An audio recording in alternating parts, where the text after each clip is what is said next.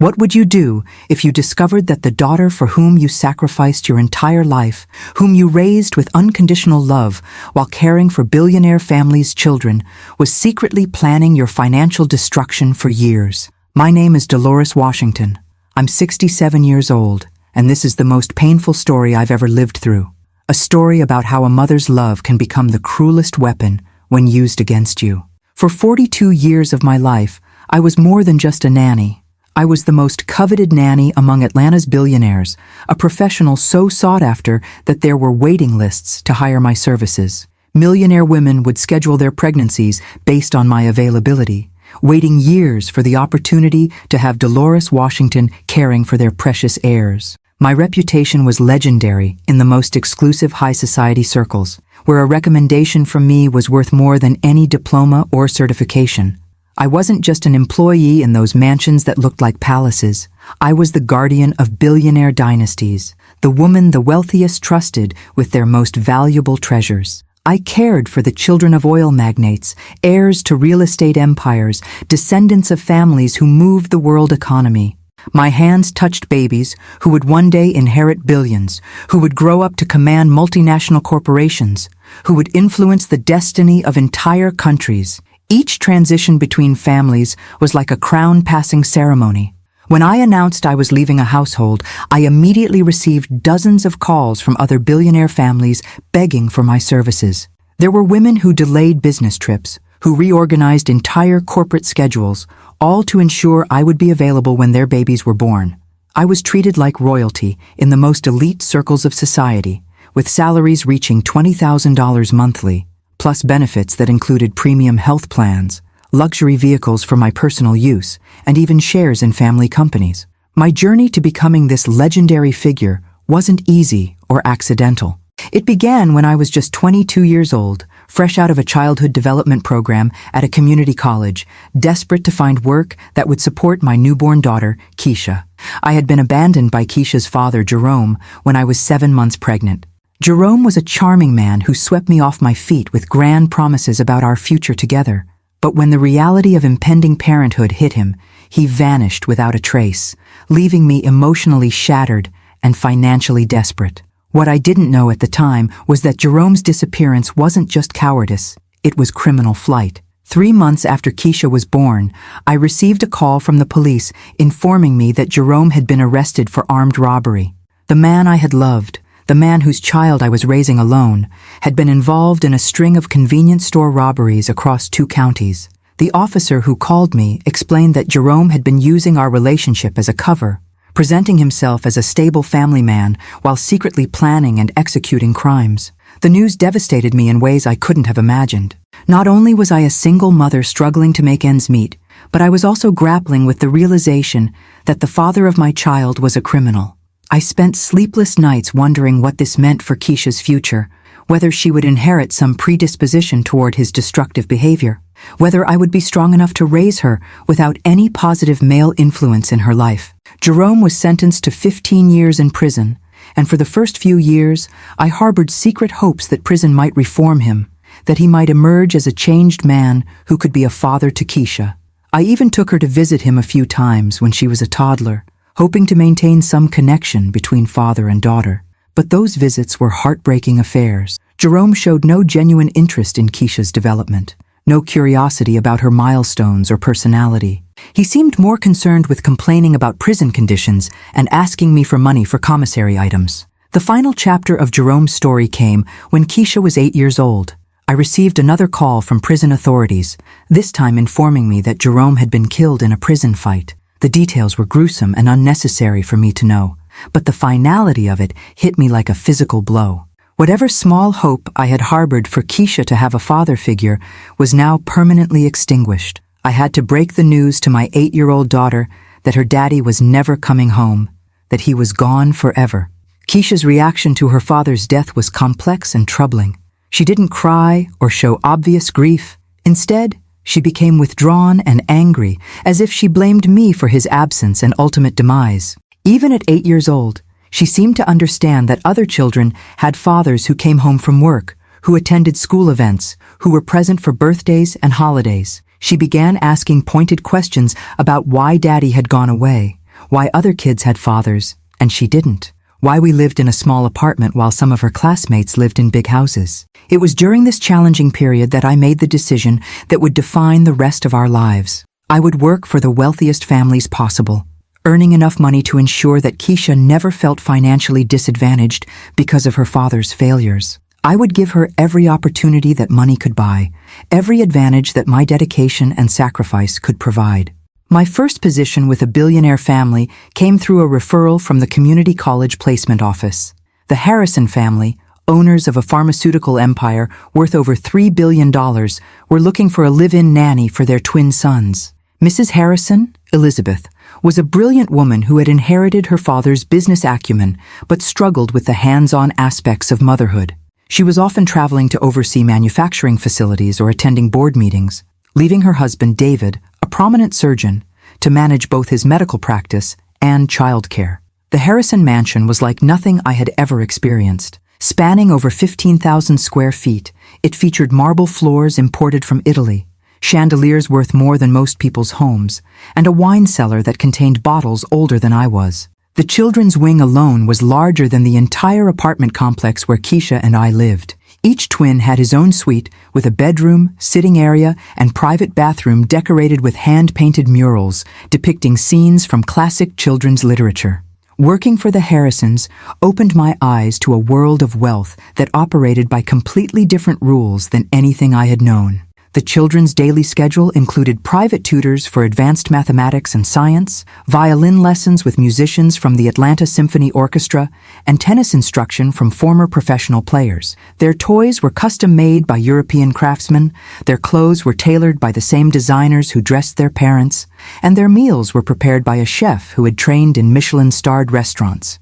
But despite all this luxury, 4-year-old Michael and Matthew Harrison were often lonely and emotionally neglected. Their parents' busy schedules meant they saw them primarily at formal dinner occasions or during brief goodnight visits. The boys craved attention and affection in ways that no amount of expensive toys could satisfy. They would cling to me when I arrived each morning, compete for my attention throughout the day, and beg me not to leave when my shifts ended. It was with the Harrison twins that I discovered my true calling. I wasn't just providing childcare, I was offering emotional stability, consistent love, and the kind of nurturing presence that money couldn't buy. I became the constant in their lives, the person who remembered their preferences, celebrated their small achievements, and comforted them during nightmares or disappointments. Mrs. Harrison noticed the positive changes in her son's behavior and emotional development, and soon began recommending my services to her wealthy friends. But while I was pouring all this love and attention into the Harrison children, Keisha was growing up in the care of her paternal grandmother, Mama Rose, a kind but aging woman who did her best but lacked the energy and resources to provide the kind of stimulation and opportunities I was giving to other people's children. I visited Keisha on weekends, arriving exhausted from my week of caring for the twins, often too tired to give her the focused attention she desperately needed. I tried to compensate for my absence by bringing elaborate gifts from my generous salary. I bought Keisha dollhouses that were replicas of famous mansions, dresses from the same boutiques where Mrs. Harrison shopped, and toys that were educational and expensive. But even at 5 and 6 years old, Keisha seemed to understand that these gifts were substitutes for something more fundamental that she wasn't receiving. She would accept them politely, but without the enthusiasm I hoped to see. Sometimes I caught her looking at me with an expression that seemed almost accusatory, as if she was asking why I was giving my best maternal energy to strangers. The transition from the Harrison family to my next position was seamless but emotionally difficult. After 3 years, the twins were old enough for boarding school, and the Harrisons no longer needed a full-time nanny. However, Elizabeth Harrison's recommendation carried such weight in her social circle that I had 5 different families competing for my services before I even left the Harrison household. This was when I began to understand the true value of my reputation in the billionaire community. My next family was the Montgomerys, whose wealth came from a combination of inherited oil money and successful technology investments. Richard Montgomery was a third-generation oil heir who had diversified the family fortune into Silicon Valley startups, while his wife Patricia came from old Southern money and maintained an extensive network of social and charitable connections. They had recently welcomed their first child, a daughter named Sophia, and were determined to provide her with the finest care money could buy. The Montgomery estate was even more impressive than the Harrison mansion, featuring over 20 rooms, extensive gardens designed by landscape architects who had worked on royal palaces, and a staff of 12 full-time employees. But what struck me most about the Montgomerys was their approach to parenting. Unlike the Harrisons, who were often absent due to business obligations, Richard and Patricia were deeply involved in their daughter's daily life, even while maintaining their demanding professional and social schedules. Working for the Montgomerys taught me sophisticated approaches to early childhood development that I had never encountered before.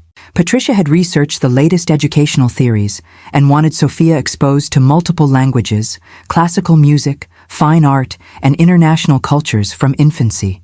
She hired specialists to create age-appropriate programs that would stimulate Sophia's intellectual development while maintaining the nurturing environment essential for emotional security. My salary with the Montgomerys was 30% higher than what the Harrisons had paid me, plus benefits that included a luxury apartment on their property, a car for my personal use, and an annual bonus that often exceeded $20,000. I was sending increasingly substantial amounts to Mama Rose for Keisha's care, funding private school tuition, music lessons, and summer camps that I hoped would give her advantages similar to those I was providing for Sophia. But the financial success I was achieving came with emotional costs that I was only beginning to understand. Keisha, now 7 years old, was starting to ask more pointed questions about my work and why I spent so much time away from her. She had begun referring to herself as the weekend daughter, a phrase that cut through my heart like a blade. When I tried to explain that I was working hard to build a better future for us, she would look at me with eyes that seemed far too mature for her age and ask why other mothers didn't have to go away to love their children. The complexity of my situation became even more apparent during Sophia Montgomery's second birthday party, an elaborate affair that cost more than many people's annual salaries. The party featured a full orchestra, entertainment by performers from Cirque du Soleil, and guests who included senators, CEOs, and celebrities. As I watched Sophia delight in the attention of dozens of adults who had flown in from around the country just to celebrate her birthday, I couldn't help thinking about Keisha's simple celebrations with Mama Rose and a few neighborhood children, cake from the grocery store bakery, and gifts that, while thoughtful, couldn't compare to the extravagance surrounding Sophia. It was around this time that I began receiving calls from other billionaire families who had heard about my work through the social networks of my employers. The Ashfords, whose fortune came from real estate development across the Southeast, were expecting twins and wanted to secure my services before I became unavailable. The Blackwoods, owners of a media empire that included television stations and newspapers, were adopting a baby from overseas and needed someone experienced in international adoption protocols. The Sterlings, whose pharmaceutical patents had generated billions in revenue, were looking for someone to help manage their 3 young children's complex schedules of tutoring, activities, and social obligations. Each family that courted my services offered increasingly attractive packages. Salaries reached $40,000 per year, plus bonuses, benefits, and perks that included international travel, shares in family businesses, and introductions to networks of wealthy and influential people. I was becoming more than just a nanny. I was becoming a trusted insider in the world of generational wealth, privy to family secrets, business strategies, and social dynamics that were completely foreign to my own background. But success in the billionaire world meant even more time away from Keisha. Longer stretches where I was completely immersed in other families' lives while my own daughter continued growing up in my absence. By the time she was 9 years old, Keisha had stopped asking when I would come home and started asking if I would ever stay home. The distinction was subtle, but heartbreaking. She was no longer expecting my presence, just hoping for it. And if you're thinking, this story can't get more shocking, prepare yourself. Because what I discovered about my daughter's true plans was something that shook not only my faith in maternal love, but my own identity as a human being. Comment below if you've ever experienced any family betrayal situation, because what comes next will make you question everything about trust and family loyalty. The warning signs of Keisha's manipulative tendencies began appearing much earlier than I initially realized. But I was too consumed with my professional responsibilities and too blinded by maternal guilt to recognize them for what they were. When Keisha was 10 years old, she began exhibiting a pattern of behavior that should have alarmed me. She would be perfectly well-behaved and affectionate during my weekend visits. But according to Mama Rose, she was increasingly difficult and demanding during the week when I wasn't there.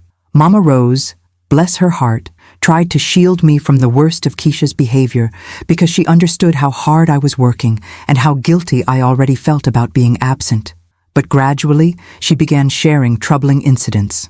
Keisha would throw tantrums when she didn't get her way, destroy toys and belongings when she was frustrated, and most disturbingly, lie convincingly about things both large and small. She had learned to manipulate different adults by telling them what they wanted to hear, and she was remarkably skilled at avoiding consequences for her actions. When I confronted Keisha about these reports, she would immediately transform into the perfect, contrite child, promising to do better and expressing remorse that seemed genuine at the time. She would cry and apologize, telling me how much she missed me and how hard it was to be good when she felt so sad about my absence. These conversations always ended with me comforting her and increasing her allowance or buying her something special to make up for the pain I was causing by working so much. Looking back now, I can see that Keisha was already learning to weaponize my guilt and use my love for her as a tool to get what she wanted. But at the time, I interpreted her behavior as a natural response to the difficult circumstances of our family situation. I told myself that any child would act out under such conditions, that her behavior was my fault for not being present enough, and that the solution was to work even harder to provide her with more opportunities and advantages. By the time Keisha reached middle school, the pattern was firmly established. She had learned that emotional manipulation was more effective than direct requests, that guilt was a powerful weapon against me, and that there were no real consequences for her behavior as long as she could make me feel responsible for her problems. She began failing classes, not because she couldn't do the work, but because she had discovered that poor grades would prompt expensive tutoring sessions, educational consultants, and private school considerations that required my immediate attention and financial resources. The situation escalated dramatically during Keisha's freshman year of high school. She had been accepted to one of Atlanta's most prestigious private academies, thanks to my financial resources and the connections I had developed through my work with billionaire families. The tuition was nearly $30,000 per year, but I gladly paid it, believing that exposure to wealthy, motivated students would inspire Keisha to develop similar ambitions and work ethic. Instead, Keisha seemed to absorb all the worst aspects of privilege without any of the accompanying responsibility or gratitude. She began demanding designer clothes, expensive electronics, and social privileges that her classmates took for granted. When I couldn't immediately provide these things, she would become sullen and accusatory, comparing our modest lifestyle to the luxury she observed in her classmates' families. She seemed to believe that my work for wealthy families should automatically translate into similar wealth for our own family, and she couldn't understand why we weren't living like the people I worked for. It was during this period that Keisha first began researching my employers and their families, initially out of curiosity about the world I inhabited during my working hours. She would ask detailed questions about the homes where I worked, the children I cared for, and the lifestyles these families maintained. At first, I was pleased by her interest, thinking it showed maturity and understanding of my professional life. I shared stories about my work, hoping to help her appreciate the sacrifices I was making and the opportunities they were creating for her future. But Keisha's interest wasn't admiration or understanding. It was calculation. She was mapping my professional relationships, learning about the wealth and resources of the families I worked for, and beginning to formulate ideas about how she might benefit from these connections. Even at 15, she was already thinking strategically about how to leverage my relationships for her own advantage, though I wouldn't discover the full extent of these plans until years later. The first major crisis came when Keisha was 16 and announced that she was dropping out of the expensive private school I had worked so hard to afford. Her explanation was that the environment was toxic and that she felt like an outsider among her wealthy classmates. She claimed that attending school there was damaging her self-esteem and mental health, and that she needed a fresh start in a different environment where she could find herself without the pressure of trying to fit in with people who had inherited advantages she would never have. I was devastated by this decision, not just because of the wasted tuition money, but because I saw it as evidence that all my sacrifices had been meaningless. I had worked 16-hour days, missed countless important moments in Keisha's life, and poured every dollar I could spare into her education, and she was throwing it all away. When I tried to discuss alternative schools or educational approaches, Keisha became hostile and accusatory, claiming that I cared more about my reputation and the opinions of my wealthy employers than I did about her happiness and well-being.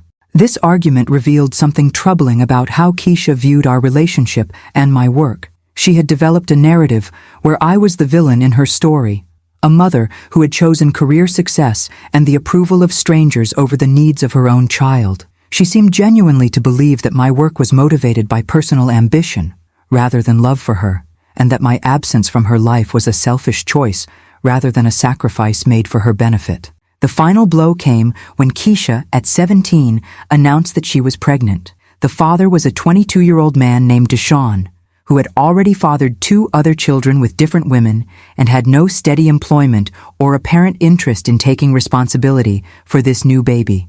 When I met Deshaun, I was struck by his superficial charm and complete lack of substance. He reminded me painfully of Jerome, Keisha's father, and I feared that history was repeating itself in the most devastating way possible. My fears were confirmed when Deshaun disappeared as soon as Keisha began showing, leaving her alone and pregnant just as Jerome had left me decades earlier. The parallel was so exact that it felt like a cruel joke of fate. Here I was, having worked my entire adult life to give Keisha opportunities and advantages I never had, only to watch her make the exact same mistakes I had made, with the exact same consequences. But what happened next revealed the true extent of Keisha's manipulative nature and marked the beginning of the systematic betrayal that would nearly destroy my life. Instead of learning from this experience or taking responsibility for her choices, Keisha doubled down on blaming me for everything that had gone wrong. According to her version of events, her poor judgment in men was a direct result of not having a father figure in her life, which was my fault for choosing Jerome and then failing to find a suitable replacement. Her dropping out of school was my fault for working too much and not providing adequate emotional support. Even her pregnancy was somehow my responsibility because I hadn't been present enough to guide her properly through her teenage years. But it was through Marcus, one of the boys I had raised from infancy, that I would eventually discover the full scope of Keisha's plans and the systematic way she was working to exploit not just my guilt and love, but my professional relationships and reputation in the billionaire community. Marcus, now a successful entrepreneur at 32, had maintained the kind of warm, respectful relationship with me that I had always hoped to have with my own daughter.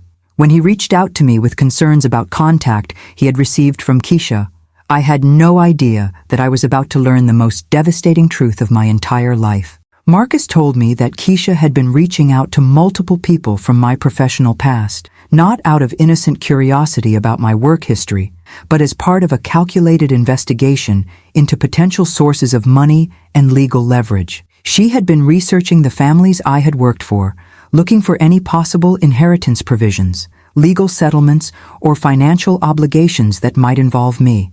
She was methodically building a case that would allow her to access and control any resources I had accumulated or might be entitled to in the future.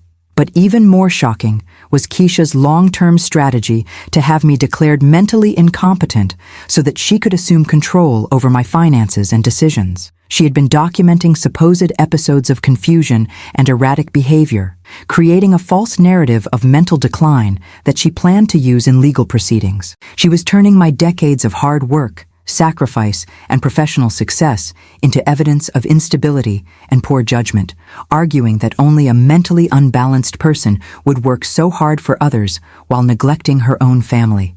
The discovery of this betrayal was like being struck by lightning. Everything I had believed about my relationship with Keisha, everything I had told myself about the meaning and value of my sacrifices, everything I thought I understood about maternal love and family loyalty was revealed to be based on illusions and lies. My own daughter, the person I loved more than my own life, was systematically working to destroy me in the most cruel and calculated way imaginable. And what you don't know yet is that this devastating discovery wasn't the end of my story, but the beginning of a journey that would take me to the limits of human endurance and finally lead to a redemption that no one could have predicted. The night I confronted Keisha about her attempts to have me declared mentally incompetent was the longest night of my life. I was alone in my small apartment, surrounded by decades of photographs of the billionaire children I had raised as if they were my own, when reality finally hit me like an emotional tsunami.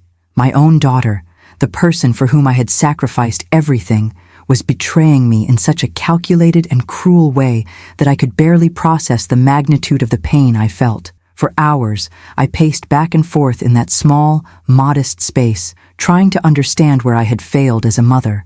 I questioned every decision I had made, every moment I chose to work instead of being present, every dollar I sent believing I was building a better future for her. The guilt consumed me like acid, corroding not just my heart, but my very identity. Who was I if not the dedicated mother who sacrificed out of love?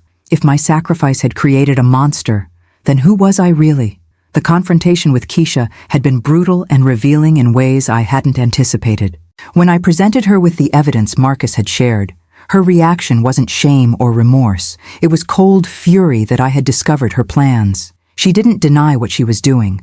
Instead, she justified it with a twisted logic that left me speechless. According to Keisha, I deserved to lose control of my finances because I had never truly been her mother. I had been absent during every important moment of her childhood, choosing other people's children over my own, prioritizing money over family. "You want to know the truth, Mama," she had said, her voice dripping with venom. "You were never really my mother. You were just the woman who paid the bills while someone else raised me. Those rich white kids got your love, your attention, your best years. I got your leftovers, your guilt money, and your weekend visits. So don't act surprised when I treat you like the stranger you chose to be." Those words hit me with the force of physical blows, each one calculated to exploit my deepest fears and insecurities. But what terrified me most wasn't the cruelty of her words. It was the calm, matter-of-fact way she delivered them, as if she had been rehearsing this speech for years. This wasn't an emotional outburst from a hurt child. This was a cold, calculated attack from someone who had studied my vulnerabilities and knew exactly how to wound me most deeply. In that moment of absolute despair, I made a decision that would change everything. I called Margaret Whitmore, the matriarch of one of the most powerful billionaire families I had worked for during 5 crucial years, caring for her 3 children when they were small. Margaret wasn't just my former employer. She had become something close to a mentor over the years, a woman who always showed genuine concern for my personal well-being, even after I stopped working for her family. The relationship I had developed with Margaret was unlike anything I had experienced with other employers. She was a brilliant woman who had inherited a pharmaceutical empire from her father, but had expanded it into biotechnology and medical research that literally saved lives around the world. Despite her wealth and power, Margaret maintained a down-to-earth perspective that came from growing up in a family that believed wealth came with obligations to help others. During my years with the Whitmore family, Margaret and I had developed a mutual respect that transcended the typical employer-employee relationship. She valued my insights about child development and family dynamics, often asking for my opinion on important parenting decisions. I had helped her navigate the challenges of raising 3 children while managing a global corporation, providing the kind of emotional intelligence and practical wisdom that her Harvard MBA couldn't teach her. Margaret answered my desperate call at 2 a.m. with the patience and compassion of someone who truly cared about me as a human being. When I explained the entire situation, from the banking fraud attempts to Keisha's plan to have me declared incompetent, she remained silent for long minutes before speaking. Her voice, when she finally responded, was loaded with a cold indignation I had rarely heard from a woman normally so controlled and elegant. "Dolores," she said, her voice steady but fierce, "what you're describing isn't just betrayal. It's elder abuse of the most sophisticated kind. Your daughter is using your love for her as a weapon against you, and she's exploiting legal systems designed to protect vulnerable elderly people to commit what amounts to theft and fraud." Margaret's perspective helped me understand that what was happening to me wasn't unique or shameful. It was part of a broader pattern of financial abuse that many older Americans face, particularly those who have accumulated some wealth or assets over their lifetimes. She explained that adult children who feel entitled to their parents' resources sometimes engage in elaborate schemes to gain control of those assets, using the legal system and social services as weapons in their campaigns. But Margaret also reminded me of something I had forgotten in my guilt and despair, my own worth and accomplishments. She began recounting specific incidents from my years with her family, moments when my judgment, dedication, and love had made crucial differences in her children's lives. She reminded me of the time I had saved her youngest son Timothy's life when he had a severe allergic reaction to a new medication. The family doctor had dismissed his symptoms as a common cold, but I recognized the signs of anaphylaxis and insisted that Timothy be rushed to the emergency room immediately. The doctors later confirmed that my quick thinking had prevented a potentially fatal outcome. There was also the incident when their middle child, Rebecca, had been struggling with severe anxiety and depression that was manifesting as behavioral problems at school. While therapists and psychiatrists were focused on medication and clinical interventions, I had recognized that Rebecca's issues stemmed from feeling overlooked and unimportant compared to her high-achieving siblings. I worked with Margaret to create special one-on-one time for Rebecca, helping her develop confidence and self-worth that ultimately resolved her emotional problems without the need for medication. And then there was Thomas, their oldest, who had been heading toward serious trouble with drugs and alcohol during his teenage years. I had been the one to recognize the warning signs and intervene before the situation became dangerous. Working together, Margaret and I had developed a strategy that included counseling, structured activities, and consistent boundaries that helped Thomas get back on track. He had gone on to graduate from Stanford and was now working as a pediatric surgeon, saving children's lives every day. "You didn't just work for our family, Dolores," Margaret explained. "You helped shape 3 human beings who are now making positive contributions to the world. Thomas alone has probably saved hundreds of children's lives, and he credits you with helping him find his direction when he was lost. That's your legacy, not whatever bitterness and greed has consumed your daughter." Margaret also revealed something I had never suspected. During all these years, the families I worked for maintained informal contact with each other, always exchanging praise about my services and recommending me to one another. I had become something like a living legend in billionaire circles, a woman whose reputation transcended simple domestic work to become synonymous with excellence, reliability, and genuine love for the children under my care. "Do you know what we called you in our circle?" Margaret asked, her voice warm with affection. "We called you the child whisperer. You had this almost supernatural ability to understand what children needed, even when they couldn't express it themselves. Families would wait years for the opportunity to hire you because they knew their children would not only be safe in your care, but would actually thrive in ways they never could with anyone else." This revelation was both comforting and overwhelming. For decades, I had seen my work primarily through the lens of financial necessity and maternal guilt, focusing on what I was sacrificing for Keisha rather than what I was contributing to the world. But Margaret was helping me understand that my career hadn't just been about earning money or even providing for my daughter. It had been about using my natural gifts to make a genuine difference in the lives of children who would grow up to be leaders, innovators, and positive forces in society. Margaret then made me a proposal that initially left me completely shocked. She suggested I consider writing a book about my experiences as a nanny for billionaire families, sharing not only fascinating behind-the-scenes stories of high society, but also offering practical advice to other women who wanted to pursue the same career. According to her, there was a huge market for this type of content, especially considering my impeccable reputation and decades of accumulated experience. "Think about it, Dolores," she explained. "There are thousands of women out there who could benefit from your wisdom and experience. You could teach them not just the practical skills of childcare, but the emotional intelligence needed to work with wealthy families, the professional boundaries required to maintain dignity and respect, and the strategies for building long-term career success in this field." Initially, I completely rejected the idea. How could I write about families who trusted me with their most intimate secrets? How could I turn my professional life into public entertainment? The thought of exposing the private lives of the children I had loved and protected felt like a betrayal of the trust that had been placed in me over the years. But Margaret explained that it wasn't about exposing secrets or invading privacy. It was about sharing wisdom, teaching other women how to navigate the complex and often contradictory world of working for the super wealthy while maintaining personal dignity and professional excellence. She envisioned a book that would be part memoir, part professional guide, and part inspirational story about finding purpose and meaning in service to others. "You're not just a nanny, Dolores," she insisted. "You're an expert in child development, family dynamics, and high-stakes household management.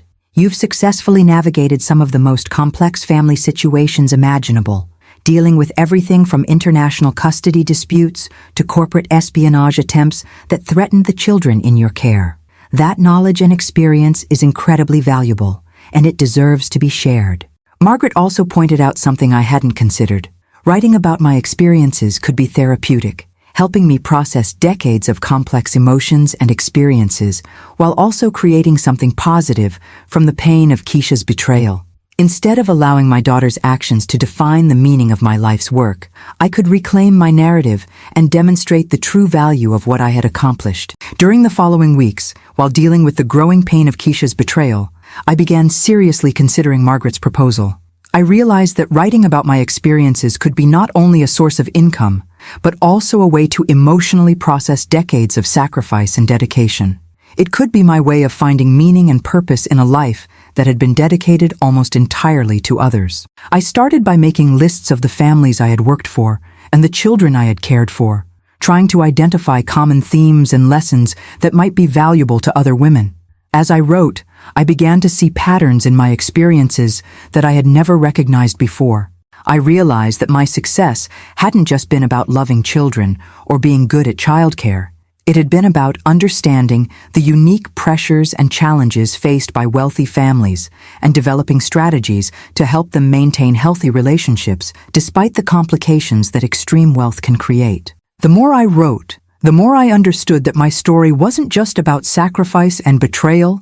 It was about the power of dedication, the importance of finding purpose in service to others, and the possibility of creating meaning and value even in the most challenging circumstances. Each family I had worked for had taught me something different about human nature, resilience, and the ways that love can transcend social and economic boundaries. But Keisha wasn't willing to give up easily on her sinister plans. When she realized I had discovered her intentions and was taking measures to protect my financial resources, she dramatically escalated her emotional and legal attacks against me.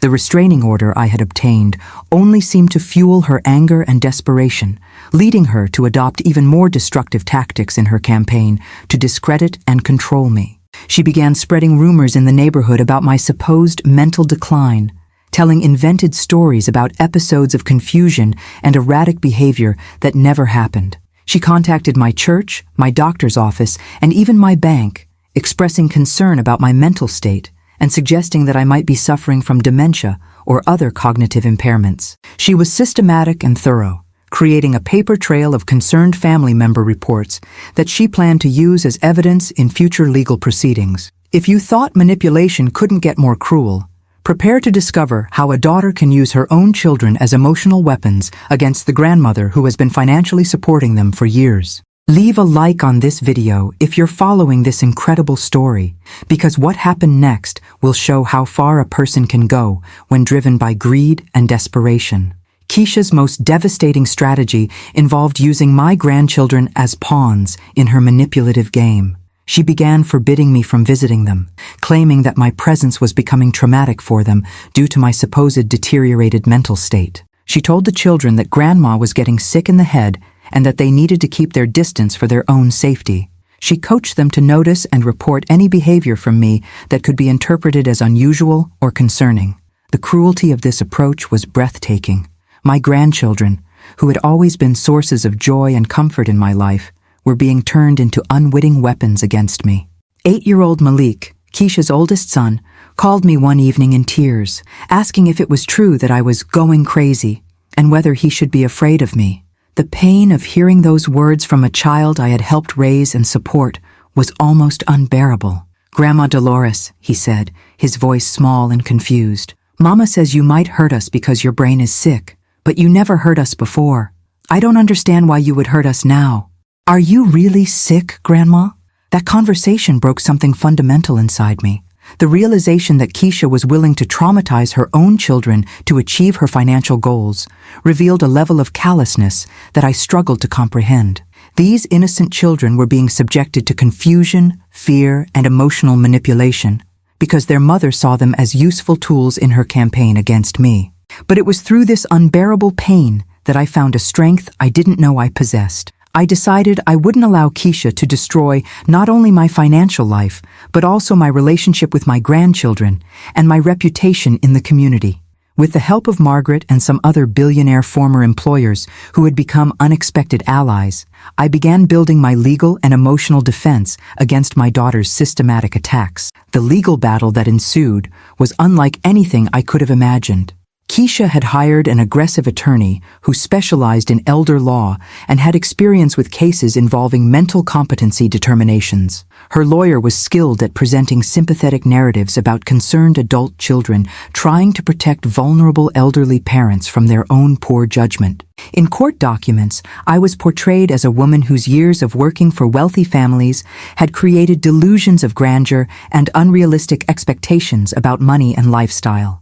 The attorney painted a picture of me as someone who had neglected my own family while lavishing attention on strangers, suggesting that this behavior indicated serious psychological problems that had now progressed to the point where I could no longer make sound financial decisions. They presented my savings and investments not as evidence of financial responsibility and hard work, but as resources that were being mismanaged by someone with diminished cognitive capacity.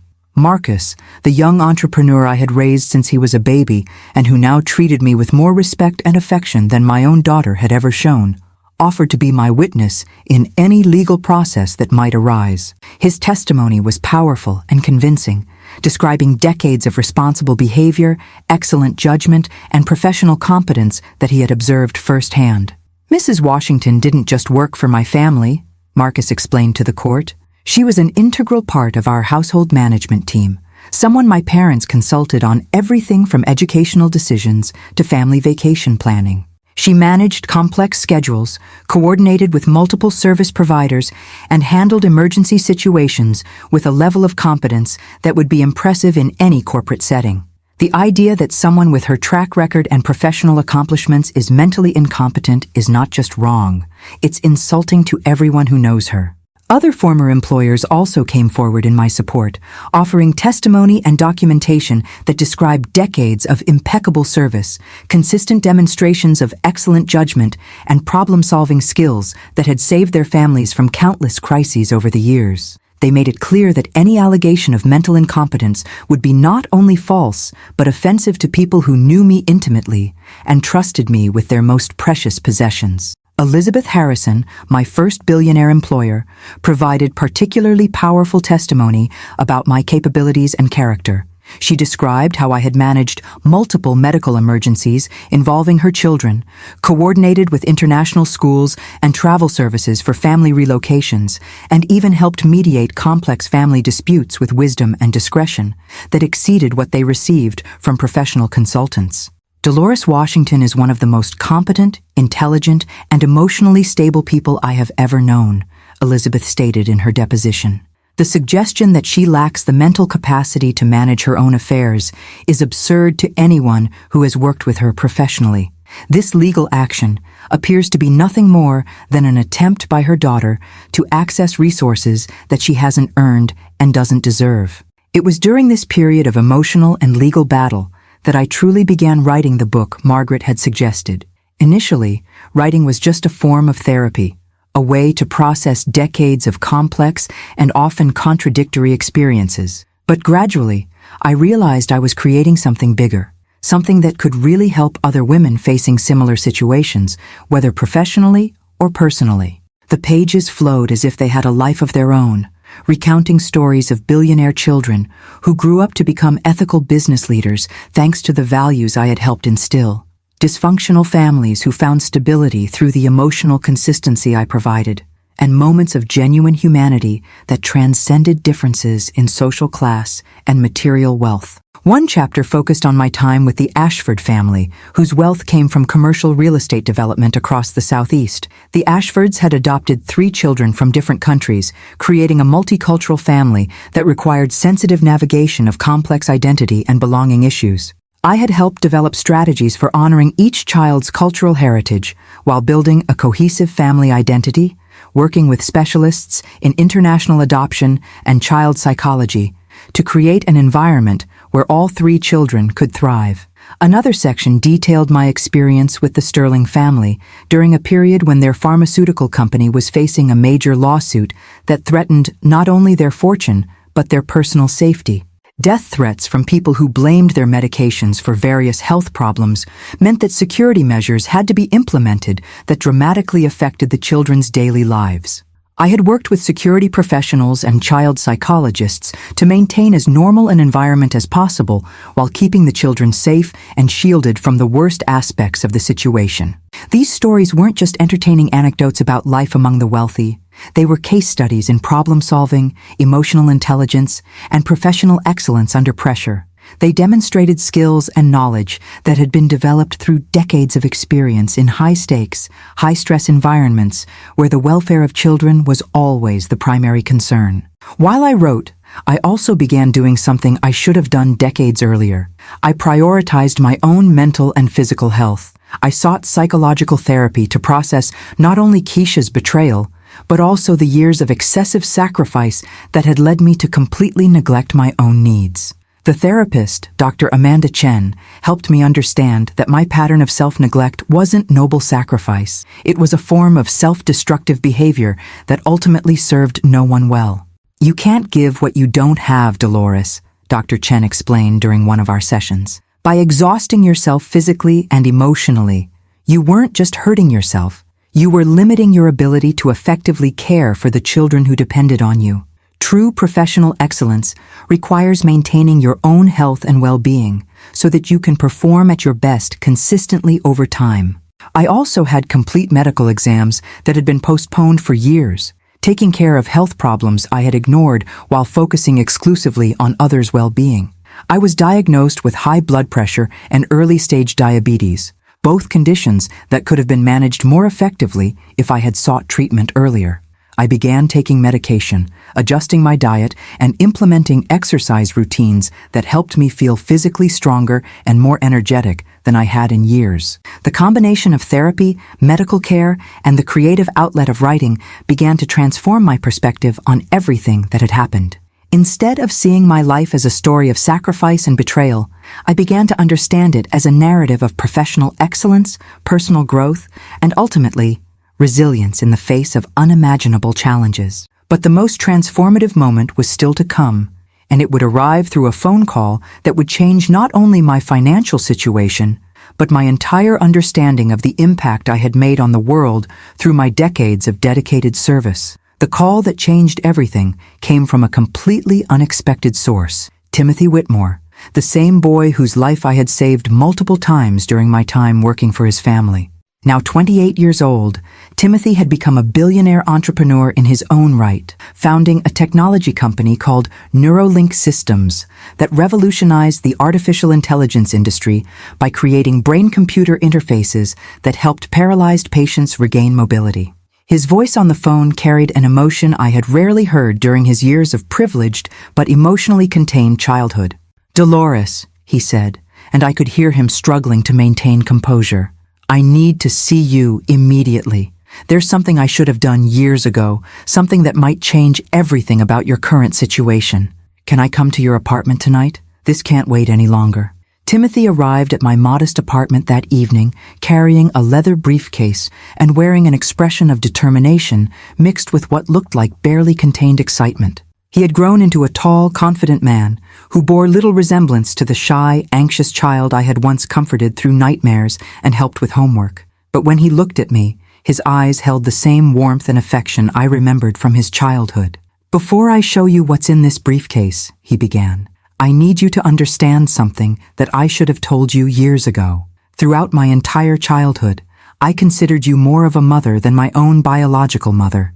Mom was always traveling for business, attending board meetings, or managing corporate crises. You were the one who was actually present for the important moments of my life." Timothy then began recounting specific memories that I had almost forgotten, but that had clearly remained vivid and meaningful to him. He remembered the night I stayed up with him when he was 7 years old, and terrified that his parents would die in a plane crash during one of their business trips. I had created an elaborate game where we tracked their flight progress and calculated arrival times, turning his anxiety into a math lesson that distracted him from his fears. He recalled the time when he was 10 and struggling with severe bullying at his exclusive private school. While his parents wanted to handle the situation through administrative channels and legal threats, I had worked with him on building confidence and developing social skills that allowed him to address the problem directly. I taught him how to project strength without aggression, how to make genuine friends rather than just accumulating social connections based on his family's wealth. You saved my life in ways that went far beyond those medical emergencies, Timothy explained, his voice thick with emotion.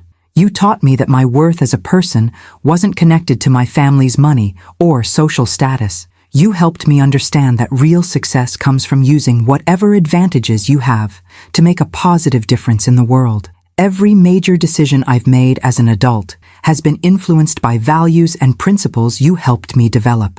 Timothy told me that his technology company, which was now valued at over $8 billion, had been inspired partly by watching me care for children with various developmental and physical challenges during my career. He had seen how I adapted my approach to meet each child's individual needs, and he wanted to create technology that could similarly adapt to help people overcome their limitations and reach their full potential. But the real surprise came when Timothy opened his briefcase and revealed documents that would fundamentally change my financial situation forever. Years earlier, when he turned 21 and received access to the first trust fund left by his grandfather, he had secretly created a retirement fund in my name. For 7 years, he had been depositing substantial amounts into this account, planning to present it as a surprise gift when I decided to retire. The fund had grown to over $2 million through careful investment in technology stocks, real estate, and other assets that Timothy's business expertise had helped him select. But more than just the money, he had also established a charitable foundation in my honor that would provide scholarships and support services for women pursuing careers in professional child care and family services. This isn't charity, Dolores, Timothy insisted when he saw my shock at the magnitude of his gift. This is recognition and compensation for services that were never adequately valued or rewarded. You gave me and my siblings emotional stability and love during our most formative years, and that contribution to our development was worth far more than any salary my parents ever paid you. When Timothy explained all the details of this extraordinary gift, I began crying in a way that hadn't happened in decades. These weren't tears of pain or frustration, but tears of profound relief and overwhelming gratitude. For the first time in my adult life, I felt that my work and dedication had been truly recognized and valued by someone who loved me genuinely, not for financial interest, but for pure love and gratitude. But Timothy wasn't finished with his surprises. He also offered me something even more valuable than money. He wanted me to become an official mentor and consultant in his company, developing programs that would use technology to improve childcare and family services. His vision was to create a comprehensive platform that would revolutionize how professional caregivers are trained, matched with families, and supported throughout their careers. I want to build something that honors everything you've taught me about caring for children and supporting families, Timothy explained. We can create online training programs, develop artificial intelligence tools that help caregivers identify and address child development issues, and build networks that connect professional caregivers with resources and support systems they need to excel in their work. The proposal was to create an online academy where I would teach everything I had learned during 4 decades of work, from security protocols specific to high-net-worth families to emotional development techniques for children growing up with extreme wealth and privilege. The program would also address the unique challenges faced by families where parents are frequently traveling or managing high-stress careers, providing strategies for maintaining family bonds despite demanding professional schedules. Initially, I was hesitant about accepting this opportunity. Decades of self-sacrifice had conditioned me to always put others' needs before my own, and the idea of finally prioritizing my own success and well-being seemed almost transgressive. I worried about whether I had the technical skills needed to work with Timothy's advanced technology platforms, whether my old-fashioned approach to childcare would be relevant in a digital age. But Timothy addressed each of my concerns with patience and enthusiasm that reminded me of the determined little boy I had once encouraged to overcome his own self-doubts. He explained that my experience and wisdom were exactly what his technology platform needed to remain grounded in human values and real-world practicality. The artificial intelligence systems his company was developing needed to be trained by someone who truly understood child development, family dynamics, and the complexities of providing professional care in high-pressure environments. Technology without human wisdom is just expensive machinery, Timothy said. What I'm building needs your knowledge, your experience, and your heart to become something that really helps people. You're not just going to be using our technology, you're going to be teaching it how to understand and respond to human needs. We spent hours that night discussing the possibilities for this collaboration. Timothy showed me preliminary designs for interactive training modules that would allow aspiring caregivers to practice handling various scenarios in virtual environments before working with real families. We talked about creating artificial intelligence assistants that could help professional nannies track child development milestones, identify potential health or behavioral issues, and communicate effectively with parents about their children's progress. The more we discussed these possibilities, the more excited I became about the potential impact we could have. Instead of helping one family at a time, we could potentially train and support thousands of professional caregivers who would collectively improve the lives of countless children and families. My decades of experience could be multiplied and shared in ways that would create positive ripple effects far beyond anything I had accomplished working alone. While developing the first modules of the online course, something extraordinary began to happen. Women from across the country began contacting me, sharing their own stories of domestic work in wealthy families, their struggles to maintain professional dignity in challenging environments, and their gratitude for finally finding someone who understood the unique and complex aspects of this career. One of my first students was Maria Gonzalez, a single mother from Texas who had been working as a housekeeper for wealthy families but dreamed of becoming a professional nanny. Maria had natural instincts for childcare but lacked the confidence and formal training needed to work with high-net-worth families. Through our program, she learned not just practical skills like emergency first aid and educational activity planning, but also professional communication strategies and boundary-setting techniques that allowed her to command higher salaries and better working conditions. Another student, Jennifer Kim, was a former teacher who had left the education system due to frustration with bureaucratic limitations and wanted to work directly with families where she could have more impact on children's development.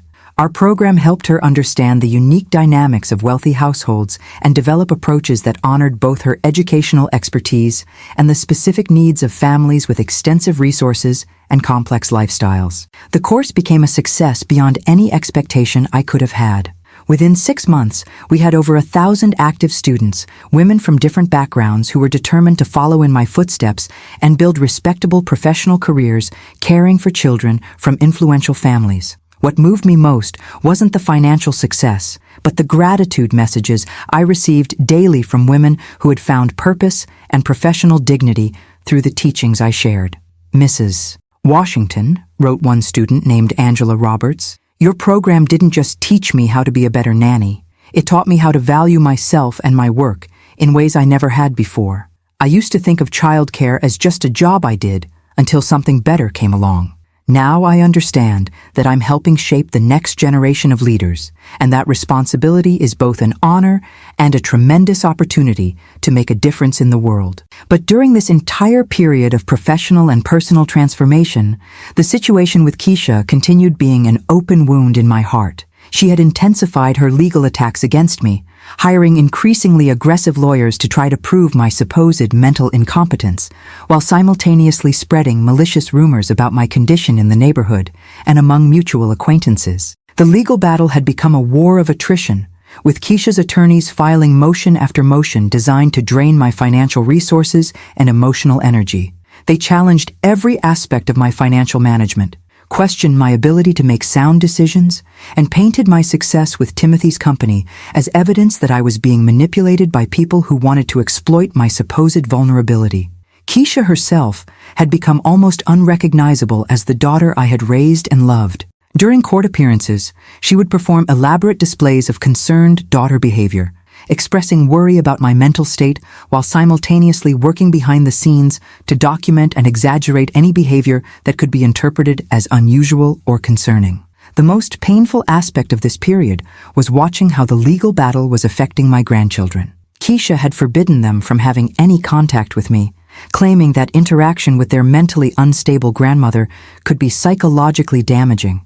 She had moved them to a different school district and changed their phone numbers, effectively cutting off all communication between us. But children are more perceptive than adults often realize, and my grandchildren were beginning to understand that their mother's version of events didn't match their own memories and experiences with me.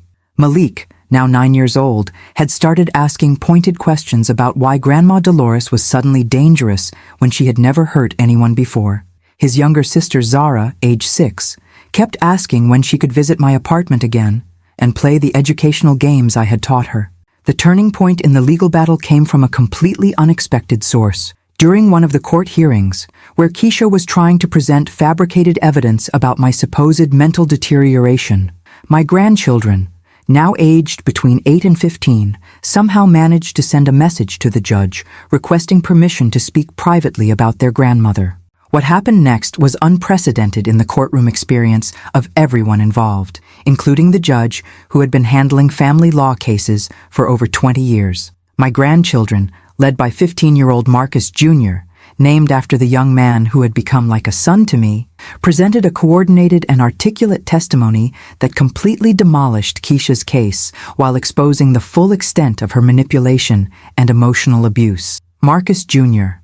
told the judge that Keisha had been coaching them for months to notice and report any behavior from me that could be interpreted as unusual or concerning. She had promised them rewards for providing testimony that would support her claims about my mental incompetence, but she had also threatened them with punishment if they refused to cooperate or if they expressed positive feelings about their grandmother. "Your Honor," Marcus Jr. said with remarkable composure for someone his age, "my mother told us that if we helped her prove Grandma was crazy, we would get money for college and new clothes and video games. But she also said that if we didn't help her, we might have to go live with strangers because she wouldn't be able to take care of us anymore. That scared us, so some of us said things that weren't true because we were afraid." 9-year-old Malik then provided testimony that was both heartbreaking and damaging to Keisha's case. He described overhearing phone conversations where his mother discussed her plans to control my inheritance and investments, referring to me in disrespectful and cruel ways that the children recognized as wrong even at their young ages. "Mama said Grandma Dolores was stupid for working so hard for other people's kids when she should have been giving all her money to us," Malik explained to the judge. "But I remember when Grandma helped me with my math homework and taught me how to read better. She didn't seem stupid to me. She seemed really smart and nice. I don't understand why Mama says bad things about her now." Most devastatingly, 6-year-old Zara provided innocent but compelling testimony about her observations of my behavior during the times she had spent with me. Her descriptions of our activities together, educational games, cooking lessons, nature walks where I taught her about plants and animals, painted a picture of a loving, engaged, and mentally sharp grandmother who was actively contributing to her development and well-being. "Grandma Dolores taught me how to count to 100 in Spanish and English," Zara told the judge with the earnest precision of a young child. "She also taught me how to tie my shoes and make pancakes shaped like animals. Mama said Grandma's brain was broken, but broken brains can't remember so many fun things to teach kids, can they?" The children's testimony not only demolished Keisha's legal case, but also exposed the complete extent of her manipulation and cruelty. The judge was visibly disturbed to hear how a mother had tried to use her own children as instruments of fraud against their grandmother, and he expressed particular concern about the psychological damage that Keisha's coaching and threats had inflicted on the children. Share this video if you believe everyone deserves a second chance in life, because what happened after this legal victory will restore your faith in the possibility of redemption and family reconciliation, even under the most unlikely circumstances. The judge's ruling was swift and comprehensive. He not only dismissed all of Keisha's claims about my mental incompetence, but also issued a restraining order that prohibited her from any further attempts to interfere in my financial affairs or spread false information about my mental state. More significantly, he ordered a custody evaluation to determine whether Keisha's behavior toward her children constituted emotional abuse that warranted intervention from Child Protective Services. The custody evaluation process revealed the full scope of the psychological manipulation that Keisha had been inflicting on her children. The court-appointed psychologist, Dr. Sarah Mitchell, discovered that all 3 children were showing signs of emotional stress related to being forced to choose between their mother and their grandmother, being coached to lie in legal proceedings, and living in an environment where their mother's mood and behavior were unpredictable and often hostile. Dr. Mitchell's report to the court was damning in its assessment of Keisha's parenting during this period. The children have been subjected to systematic emotional manipulation designed to serve their mother's financial interests rather than their own emotional and psychological well-being, the report stated. They have been forced to participate in adult legal and financial conflicts that they cannot understand, and they have been threatened with abandonment if they refuse to cooperate with their mother's schemes.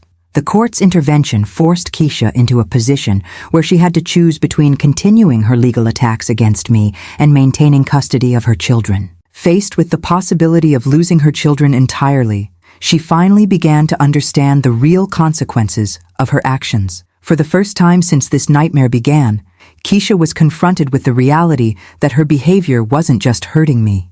It was damaging her own children in ways that could have permanent psychological effects. 6 months after the end of the legal battle, when I had finally found some inner peace and my online academy was flourishing beyond all expectations, I received a call that I never thought would happen.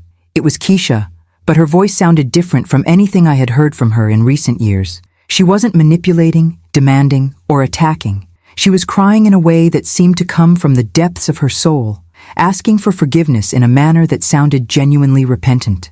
"Mama," she said, using the childhood name for me that she hadn't used in years. "I know I don't deserve it, but I'm asking for your forgiveness. I know what I did was wrong, and I know I hurt you and the kids in ways that might never be fixable, but I want to try to make things right, if you'll let me." Keisha told me that the custody evaluation and the court's intervention had been a brutal wake-up call that forced her to confront the reality of what she had become. She had been required to undergo psychological evaluation and counseling as part of maintaining custody of her children, and through that process, she had begun to understand how her childhood experiences of feeling abandoned and resentful had evolved into adult patterns of manipulation and emotional abuse. "The therapist helped me understand that I was doing to my own kids what I felt like you had done to me," Keisha explained through her tears. "I was putting them in impossible situations, making them responsible for adult problems, and using their love for me as a weapon. I became the kind of mother I had always sworn I would never be." She told me that losing the legal case and almost losing custody of her children had forced her to face some fundamental truths about herself and her behavior. She realized that her resentment toward me had consumed her life to the point where she was willing to destroy not just our relationship, but her children's sense of security and trust. She had become so focused on what she felt I owed her that she had lost sight of what she owed her own children. My first reaction to this call was deep distrust and emotional exhaustion.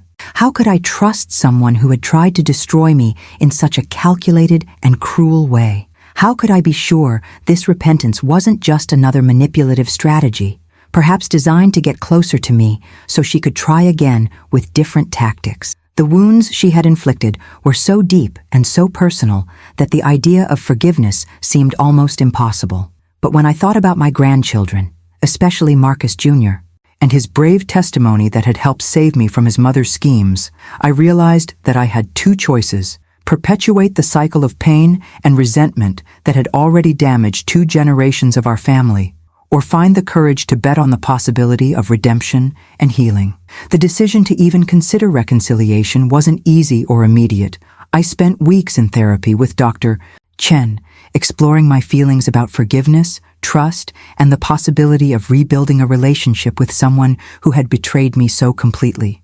Dr. Chen helped me understand that forgiveness didn't mean forgetting what had happened or pretending that Keisha's actions hadn't caused real damage. Instead, forgiveness could be a choice to release myself from the burden of carrying anger and resentment while still maintaining appropriate boundaries and expectations. When I finally agreed to meet with Keisha, I established strict conditions for any possibility of relationship rebuilding.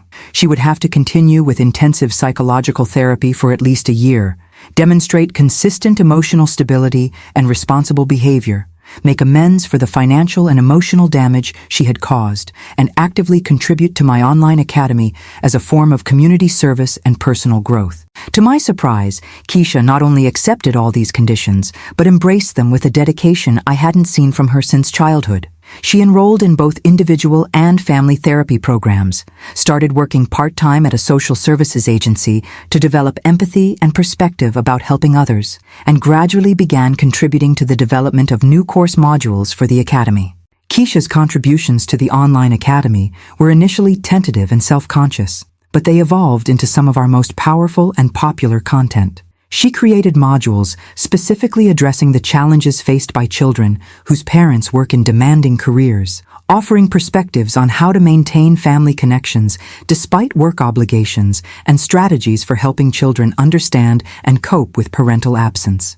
One of her most successful course sections focused on the other side of sacrifice, where she honestly discussed her childhood experiences of feeling abandoned and resentful, while also acknowledging the love and dedication that motivated my career choices. This content resonated deeply with both professional caregivers who were struggling with similar family dynamics and parents who were trying to balance career ambitions with family responsibilities. I spent most of my life believing that my mother chose other people's children over me, Keisha explained in one of the video lessons. What I didn't understand until I became an adult was that she was trying to create opportunities and advantages for me that she had never had herself. Her sacrifice wasn't rejection. It was the deepest form of love she knew how to express. I wish I had understood that sooner, because it would have saved both of us years of pain and misunderstanding. The reconciliation process was long, painful, and full of moments where I questioned whether I was doing the right thing. There were days when the emotional wounds seemed too deep to heal. Moments when I saw shadows of Keisha's old manipulative behavior and wondered if I was being naive to believe in the possibility of genuine change. Trust had to be rebuilt slowly, through consistent actions rather than words, and there were setbacks that tested my resolve to continue working toward reconciliation. But gradually, something beautiful began to emerge from the rubble of our destroyed relationship. Keisha and I started working together, not just on the online academy, but on rebuilding our family connections in ways that honored both our experiences and our hopes for the future. We developed new traditions and communication patterns that allowed us to be honest about the pain of the past while also building positive experiences in the present. Our joint story became an integral part of the Academy's curriculum, serving as a powerful example of how professional choices can impact family dynamics, how unresolved childhood issues can create destructive adult patterns, and how healing and redemption are possible even after the deepest betrayals. We didn't romanticize what had happened or pretend that forgiveness magically erased the consequences of destructive actions, but we demonstrated that people can change and that families can be rebuilt on stronger foundations after surviving their worst crises. The Academy's impact grew far beyond anything I had initially imagined. Within 3 years, we had trained over 10,000 professional caregivers, established partnerships with childcare agencies across the country, and created scholarship programs that helped women from disadvantaged backgrounds access high-quality training and career opportunities. Timothy's technology platform had evolved into a comprehensive support system that connected caregivers with resources, families, and ongoing professional development opportunities. Most importantly, the work Keisha and I were doing together was helping heal not just our own relationship, but the relationships between other mothers and daughters who had struggled with similar issues. We received messages from families around the world who had found hope and practical guidance through our story and our courses. One letter that particularly moved me came from a woman named Sandra Williams in Detroit, who wrote, My daughter and I had been estranged for 8 years after a series of misunderstandings and hurt feelings that escalated into a complete breakdown of our relationship. Watching your videos and reading about your journey toward reconciliation gave us the courage to start talking again. We're not completely healed yet, but we're working together on rebuilding trust and understanding. Thank you for showing us that it's never too late to choose love over resentment. Today, 7 years after almost losing everything to my own daughter's manipulation and greed, I have an online academy that has trained more than 15,000 professional caregivers, a retirement fund that guarantees my financial security, a rebuilt relationship with Keisha based on mutual respect and shared responsibility, and most importantly, a deep sense of purpose that goes beyond simply caring for other people. My grandchildren, now teenagers and young adults, have grown into remarkable individuals who understand both the complexity of family relationships and the importance of forgiveness and personal growth. Marcus Jr., now 22, is studying pediatric medicine and credits both his grandmother's love and his mother's journey toward redemption as inspirations for his career choice. Malik, 16, has become an advocate for children in foster care, using his own experiences of family conflict to help other kids navigate difficult situations. Zara, 13, is already showing interest in early childhood education and has expressed desire to eventually join the family business of helping train professional caregivers. I learned that true maternal love doesn't mean sacrificing oneself to the point of self-destruction, but rather finding ways to serve others that also honor our own dignity and value as human beings. I learned that forgiveness doesn't mean forgetting or allowing abuse to continue, but rather choosing to release the poison of resentment while maintaining healthy boundaries and expectations for future behavior. My hands, which spent decades rocking other people's children, now type words that touch and transform the lives of women around the world. My experience, which once seemed to have been wasted on unrecognized sacrifices, now serves as a bridge to help other people navigate their own family and professional challenges with wisdom and dignity. The journey from betrayal to redemption taught me that sometimes our greatest pain can become our greatest source of strength and purpose. The very experiences that nearly destroyed me, Keisha's manipulation, the legal battles, the challenge to my professional competence, ultimately led to opportunities and relationships that gave my life deeper meaning than I had ever experienced before. If you made it to the end of this story, leave a comment telling me which part touched your heart the most, because stories like this only have the power to transform lives when they're shared with people who need to hear that redemption is possible, that true love can overcome even the deepest betrayals, and that it's never too late to start over and find purpose, even when it seems like we've lost everything. Life taught me that the people who truly love us aren't necessarily those connected to us by blood, but those who recognize, value, and honor the love we offer to the world. But I also learned that blood relationships, even when they're damaged by betrayal and pain, can sometimes be healed through forgiveness, accountability, and the courage to choose love over resentment. My story isn't just about survival or professional success. It's about the transformative power of forgiveness, the possibility of redemption even in the most unlikely circumstances, and the ways that our deepest wounds can become sources of wisdom and strength that help others heal their own broken relationships and find their own paths to purpose and meaning.